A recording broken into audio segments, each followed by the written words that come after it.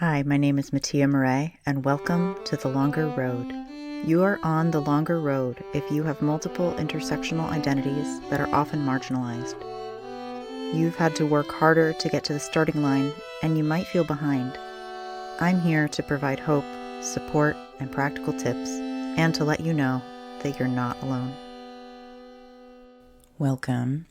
Today I have a topic that I actually was not really expecting to get to, but my guest next week was talking about timelines in such an interesting way, and it reminded me of basically a conversation I wanted to have about how I experience timelines and manifesting. And I'm laughing because I've joked that I should write a book called Manifesting for Non-Believers about the reticular activating system and confirmation bias and some of the elements in psychology studies where, for example, it's not that successful people are happy, it's that happy people are successful. And to me, one of the things I immediately think is, well, people who grow up rich and have a trust fund, it's easier for them to access the things that make one happy, etc. So anyway, there's this whole world. I basically think of manifesting and the New Age language around it as metaphor and not as literally true. And at the same time, I do think it's touching on some things that have basis in fact. And then you also know, if you listened to my episode about reality a few episodes ago, that also we just don't really know what's going on, and our physical human systems may not be capable of perceiving what the actual fabric of reality looks like. So all of that said, I'm excited that next week I have Lynn Regala here. When we recorded some of the things she said, I knew I wanted to preface some of it with my own thoughts, basically. And this stuff about timelines, I just think is really, really fascinating because it does appear in physics that multiverse is a thing. Probably not in the Marvel movie sense, but there are these other universes, and universes are actually created quite easily, possibly in black holes. So anyway, there's a whole fascinating world of physics around that if you're interested. And I think metaphor and story and the stories we tell ourselves and the things we tell ourselves can make our lives a lot better. So that's really why I'm making this episode. Again, it's not about, is this the most true thing? Is this the most true frame or way of putting it? It's really just, is there a version of this story that's useful for you and that makes you feel better? And it's totally fine if that story changes over time.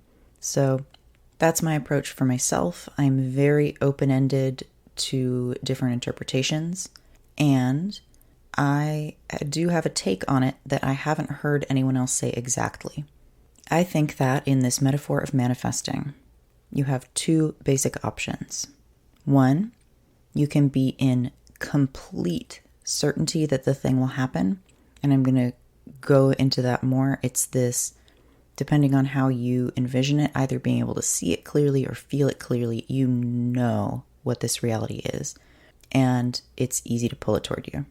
Or if that's not happening and you're having trouble seeing that or grasping it, I think the second option is being willing to become the person who does that thing. And not just being willing, but actively surrendering to this process of change over and over and over, even if you don't know what it looks like. And I've heard people say both of those things, but I've never really heard people talk about how both of those are pulling a timeline toward you. And I've also never heard them directly contrasted with each other as like the main two ways of manifesting. I think most people who talk about law of attraction stuff talk about the first one, that you have to be in certainty, be in this feeling. I do think that that's one way that it works. And then there's also this other side, which is actually a little bit more on the psychology side, that, you become the person who does the thing, finds the thing, whatever it is. Okay, I am going to use an outrageously silly example. So I'm on testosterone, and I'm on very low dose. And I have been on a low dose so that my voice would do what I wanted it to do and not have problems. I'm very, very happy with it. I'm also naturally blonde, and I do have one brother, and he has never really had a great beard, you know? It's there, it exists, but I just feel like blonde beards are kind of weird. Apologies to my blonde transmask listeners. I know there are a couple of you. I actually think your beards look great. So, here's the thing. I was sitting there and I was just sort of poking at, the 8 little hairs on my chin that are darker and longer. And I just had this thought, oh no, I'm gonna love my little beard, aren't I? And this is just hilarious because I feel like every trans mask person does this. They're like, oh no, I don't need a beard. And then as soon as it starts to be there, they're like, I love it. And like touching it. I'm literally touching my chin right now. Okay, so what do I mean by this very, very silly example? Obviously, there are timelines in which the testosterone causes me to grow facial hair thick enough that I could actually call it something, which it is not yet. And I actually keep it, and I grow it into a little beard. This may feel like a weird example to use for manifesting because it appears that I'm in full control of it. But I'm really not, actually. I mean, the hair has to grow first, and I have no control over what that looks like, or, I could let it grow out now, and I think I would hate it.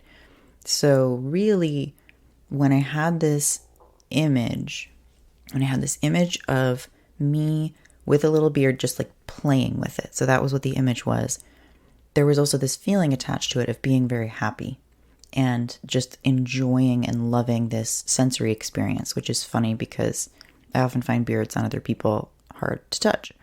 But I just had this feeling that like, oh, I would love this sensory experience. I would feel gender euphoria. I could just imagine this scenario around it where I was happy and enjoying it and just having this pleasure. And that's an example of that first way that I think about manifesting and the way that most people talk about it, this being in complete certainty, because only me wanting that and being able to imagine it is what would actually pull that timeline toward me. If, for example, I could not picture any world in which I would enjoy having a little beard, I'm sorry, this is so silly.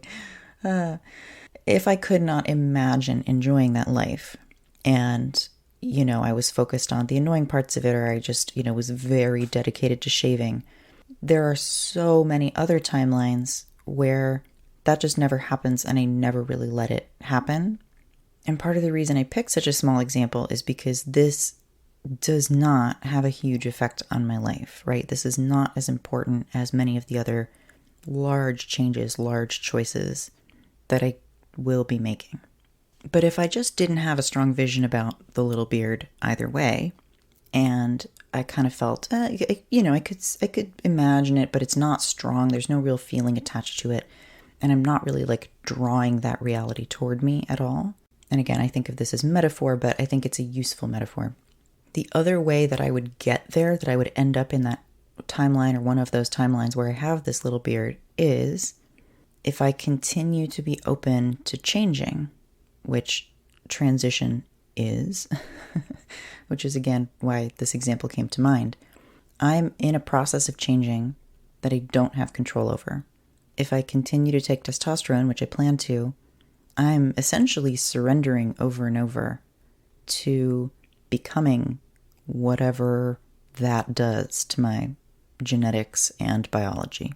I don't get to pick and choose what the effects are from it. And while I love most of them, I'm sure most people on hormones would love to be able to pick and choose, but we're not there. Certainly with the technology. We just put it in there and it does what it does.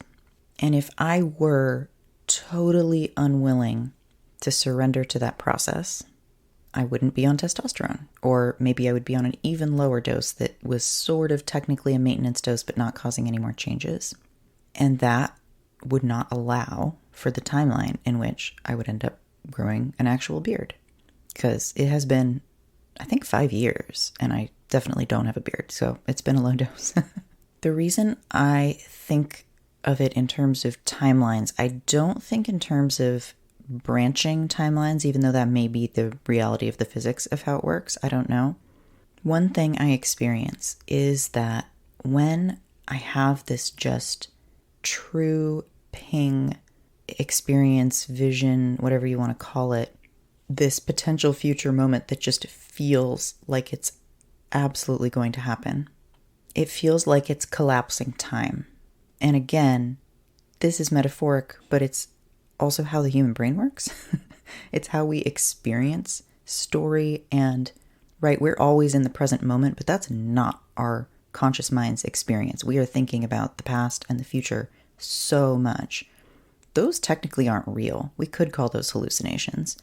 It could be that thinking about anything outside the present moment is a hallucination or witchcraft or, we don't usually talk about it in these terms because we're very accustomed to this way that our brain works. But really, we only have the present moment. And when I have this clear, beautiful, intense feeling that this future thing is now, like I'm having the experience now, it really does feel like I'm collapsing time into that timeline. And part of the reason I like that is because of the practical psychology behind that around goal setting. It's usually not particularly effective to just make a goal that you have no emotional connection to, because the emotions are one of the keys to the unconscious, and you need the unconscious to be on board if you're going to do anything that's uncomfortable or new or a stretch or a change. And when you have the experience of this future vision, or as I think of it, collapsing time into this new timeline, you now have two things. One, you have a feeling that's strong enough that you can actually work with and that can get your unconscious on board. And two, you often can get useful clues. You can sort of work backwards to figure out what you might need to do to make that thing happen. And of course, when I talk about manifesting, I mean the thing happens eventually, not you lay there and the universe causes everything to happen around you. That could be fun too, I don't know, but I'm, more on the practical side of what can we actually do about this. So again, using this metaphor of the way I think about the timelines, if you can't hook into the feeling, if you're trying to imagine this thing and there's just nothing there, you're not getting a clear image or feeling or message, or it's just not gelling. Or the other way that it feels to me is like, it's like there are multiple possibilities and my brain is just sort of flitting between them, kind of like it hasn't decided yet. It doesn't know what it wants. And that's okay, by the way. But for this particular practice, if you can't hook into it, if it's not clear, it's not yet a true timeline for you. And it's possible to force otherwise. But in my experience, the unconscious is not on board when it's not a full body decision. And I assume you know what I mean. If you've made a full body yes or a full body no to anything ever, when you do that, you have this sureness, this certitude, you know that this is the right choice. When you have that feeling deep in your body and your whole body is on board, it's very easy to take the next step. It's very easy to, even if it's a big complex thing, to at least be excited or interested in figuring out what comes next, even if it feels a little bit big or overwhelming. And I think a great example of this is when you land on something, when you learn something and you just know that this is the path you want to go on. It's a perfect example because it's a timeline issue, right? You learn about a new career, a new degree program. You meet someone that's telling you about this amazing opportunity. Those are all sort of job and career related, but it is what came to mind, that when you hear about something and you're like, oh my God, I had no idea that this even existed. Or you find out about a new way of being as a person. That's the broader category that all of those fit into. You learn about something that you just know is a path that you want to follow. That timeline is true for you and you are stepping into it immediately, even if you don't know what the journey is. So that's kind of an in-between example, I guess, because you don't know how it's going to happen. You just know that this is for you and you're stepping into it.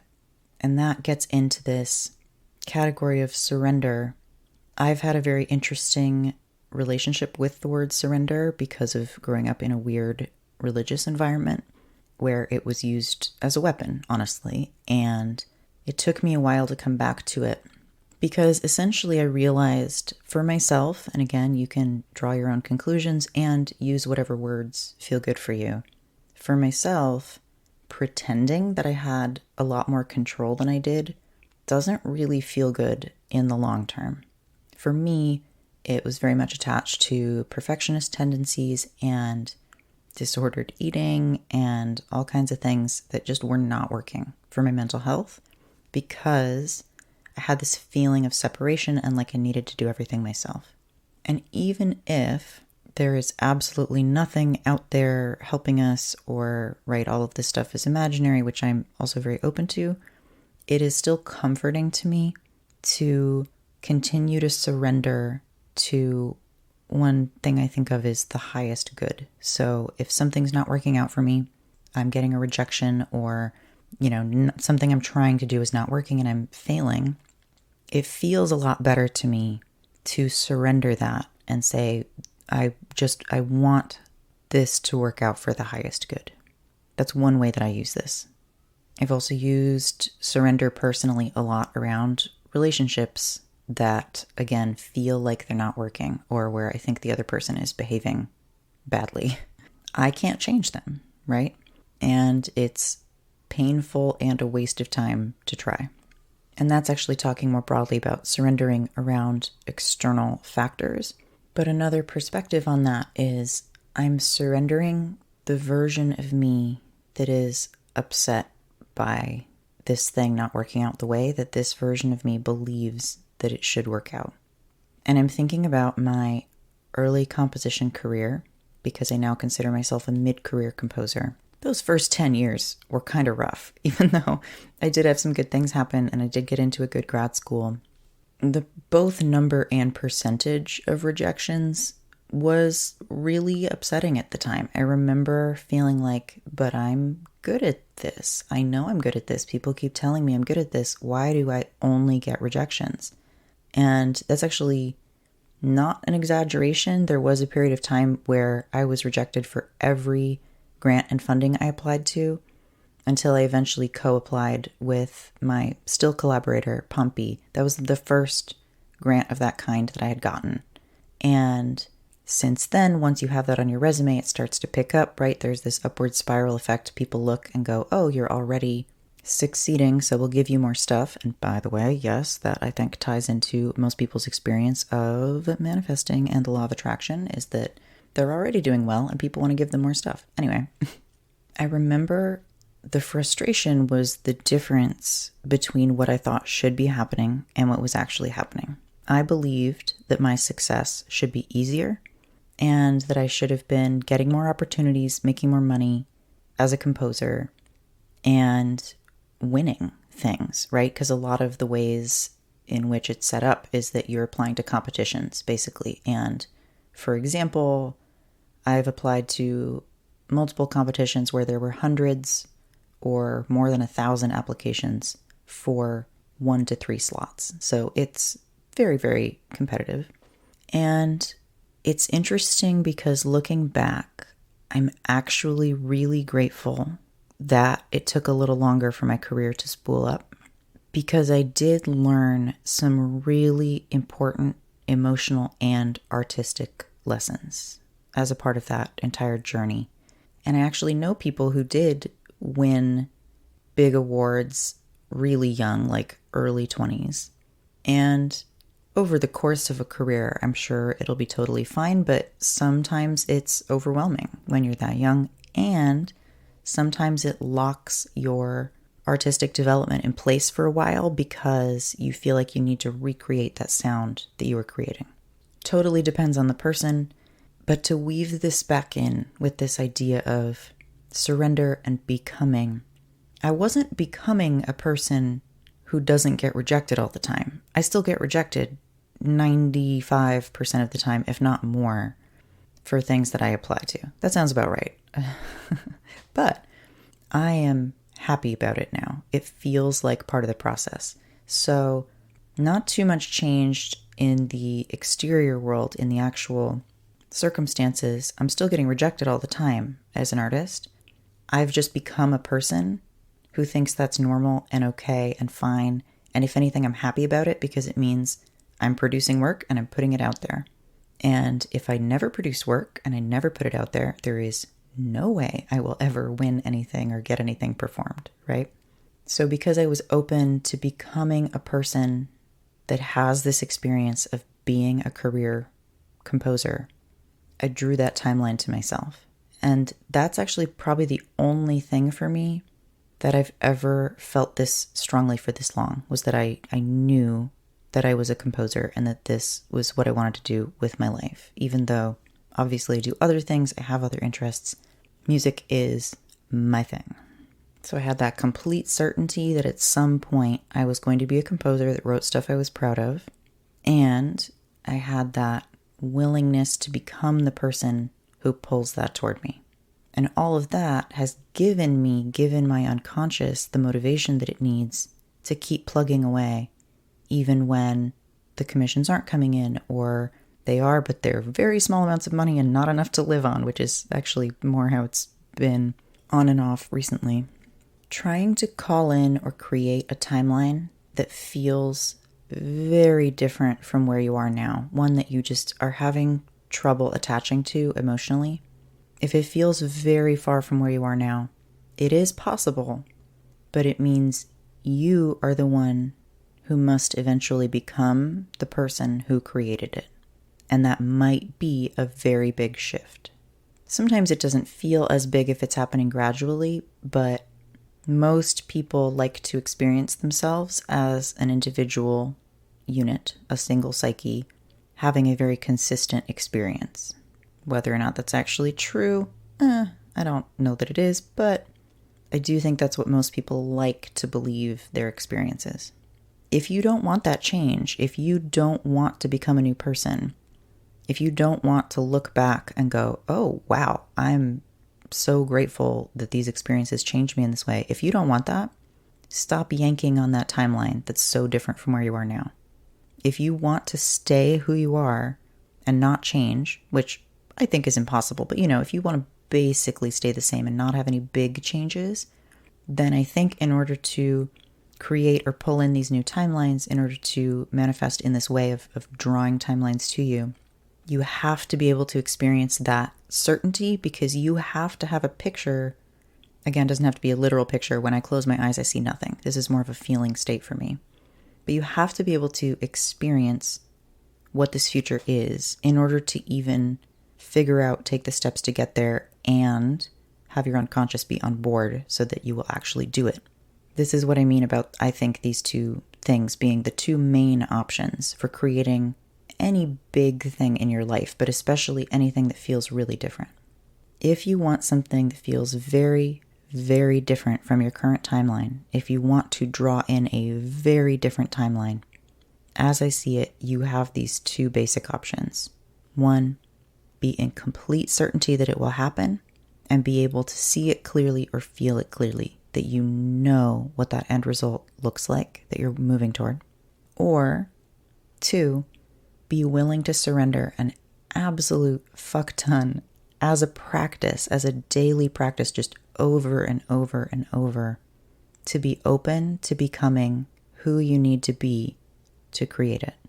They both have very similar and overlapping mechanisms. However, the first, I think, is what most people think manifesting is or should be, but more importantly, it's the experience that they want, because they want that certainty and that delight that you get when that image just snaps clear, or that feeling is just so clear.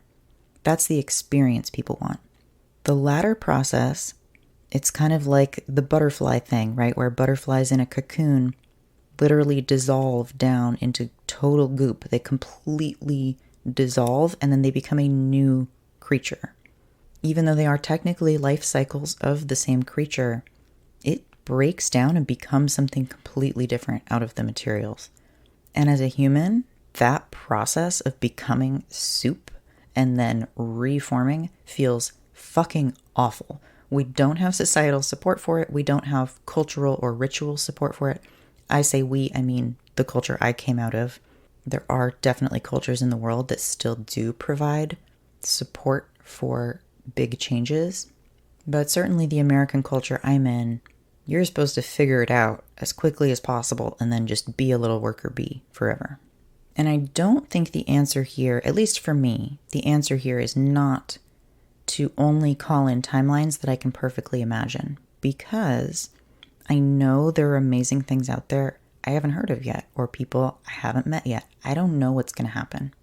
And even though the prospect of becoming soup and reforming is a little bit scary, I've also done it before.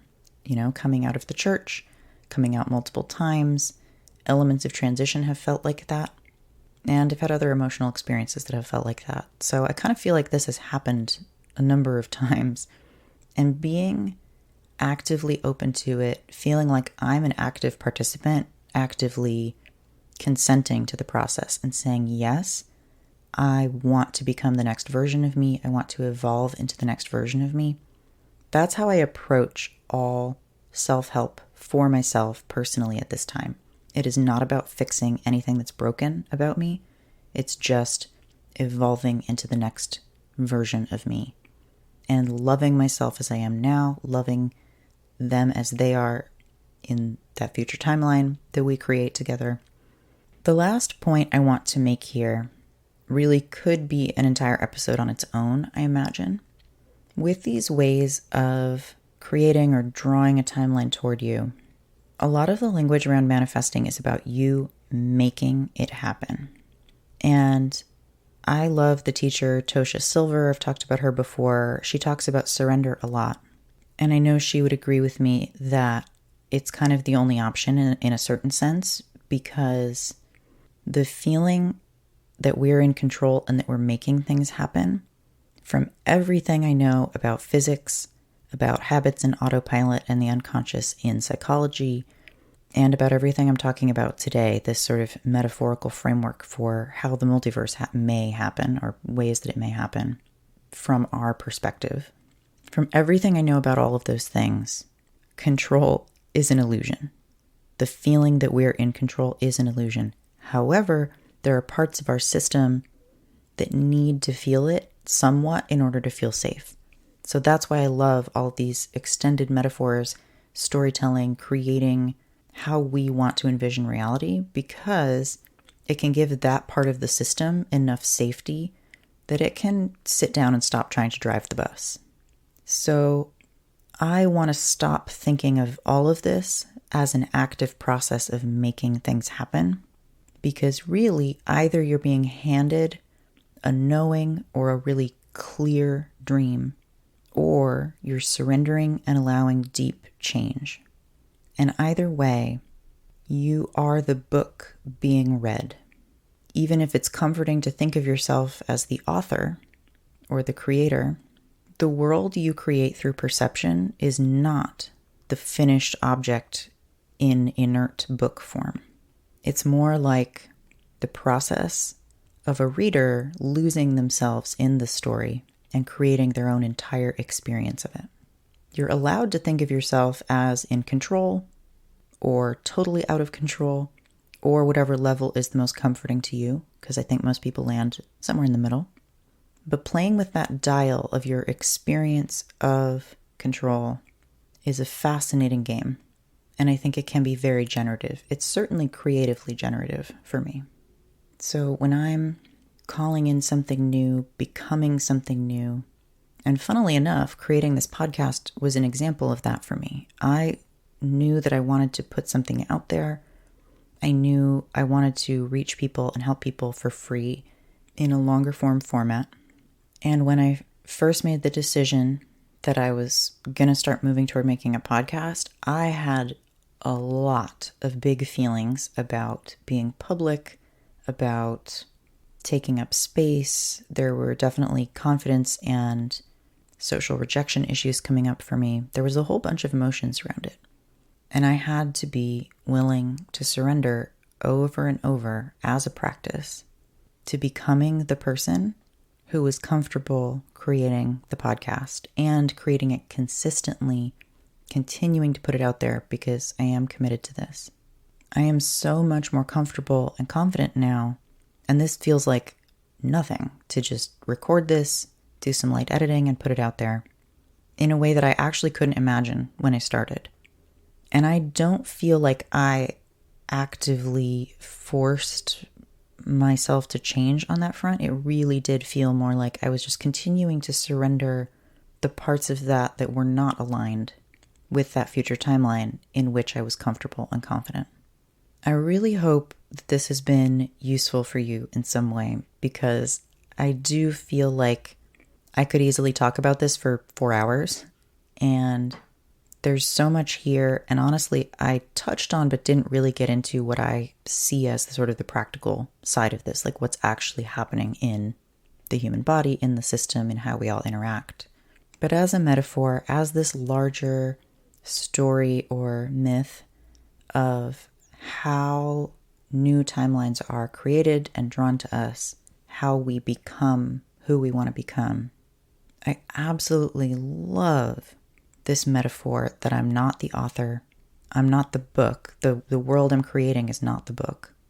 What I'm creating, the timeline I'm drawing toward me, is the big, expansive, imaginative experience, the, again, almost hallucination when you read a book, right? This experience of this other world. That's what we're creating. We're creating the potential for this perception. We're drawing it toward us. And then whenever that time is collapsed, whenever that thing is actually happening in our experience of now, whether that's that big download image we receive, that feeling of the future, or whether it's being so committed to it that we're down to become soup and reform, and we're just like, okay, fine, I'll do that, even though I know it's not going to be the most pleasant necessarily, but I'm open to it because I care about this new timeline. When a reader is losing themselves in the story and creating their own experience of it, they can have such a beautiful, enormous, expansive, absorbing experience. And in a way, that thing becomes real for them in that moment. And that's how I think about what we're drawing toward us. Thanks for listening. I love you. I hope you have a great day. And if you have any thoughts on this topic, I would love to hear them. Here's to dreaming new timelines together. Thanks for listening. If you know someone who would be helped by this podcast, please share it with them. And I'd love to hear your thoughts and suggestions at mattia@mattiamurray.com. That's MATTIA at MATTIAMAUREE.com. Thank you.